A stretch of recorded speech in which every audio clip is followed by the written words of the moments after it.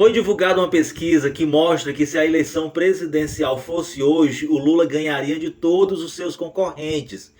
Apesar do resultado favorável ao Lula, essa pesquisa possui duas questões que precisam que a gente olhe para ela com um pouco mais de desconfiança. Vamos aos números, depois eu retorno para dizer quais são essas duas questões. No cenário 1, o Lula ganharia com 42,5%, o Tarcísio de Freitas ficaria com 33,2%, o Pablo Marçal teria menos de 7%, o Caiado menos de 3%, a Simone Tebet 2,1%, o Moro 1,4% e o Gustavo Lima apenas 1,3%. Já no cenário 2, o Lula ficaria com 41,2% dos votos, o Eduardo Bolsonaro ficaria com apenas 23% dos votos, o Pablo Marçal com menos de 8%, o Ronaldo Caiado com 6,2%, o Moro com 4,6% e o Gustavo Lima com 4,3%. Já num possível segundo turno, entre Lula e Pablo Marçal, o Lula ganharia com 52% e o Pablo Marçal ficaria com 35%. Entre Lula e Eduardo Bolsonaro, o Lula ganharia com 50% e o Eduardo ficaria com 39%. Segundo turno, entre Lula e Bolsonaro, o Lula ganharia com 49% e o Bolsonaro ficaria com 43%, se não estivesse inelegível, obviamente.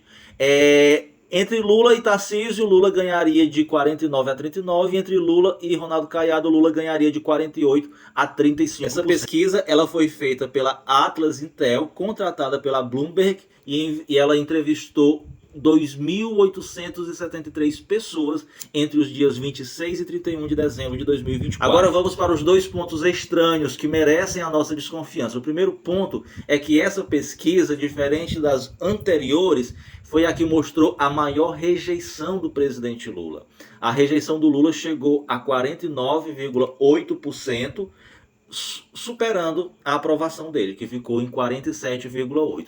E aí a gente faz o seguinte questionamento: como é que pode o Lula ter uma maior rejeição do que sua aprovação e mesmo assim ele liderar a pesquisa contra todos os concorrentes? Calma, que tem mais. Antes de tu começar a pensar sobre essa questão, vamos para a próxima. A outra questão que ninguém da imprensa comentou é que essa pesquisa entrevistou pessoas entre os dias 26 e 31 de dezembro. E, no entanto, apesar de constar na pesquisa o nome do Gustavo Lima como candidato à presidência, ele só divulgou na imprensa que seria candidato no dia 2 de janeiro. Agora me diga, é ou não é estranho? Como poderia esse instituto de pesquisa, Atlas Intel, adivinhar que o Gustavo Lima tinha pretensões a sair como candidato a presidente? Que inclusive teve um desempenho pífio. A resposta é bem simples, meus amigos. O Instituto está mentindo. A única coisa verdadeira dessa pesquisa é que sim, o Lula venceria todos esses concorrentes. Porque não existe na política brasileira nenhum outro nome que possua um capital político maior que o do Lula. Com base nisso, chegamos à conclusão que a rejeição do Lula não é tão grande quanto essa pesquisa apresentou. E que os percentuais pequenos de intenções de votos que o Gustavo Lima tirou também não são verdadeiros. Porque como é que uma pesquisa iria perguntar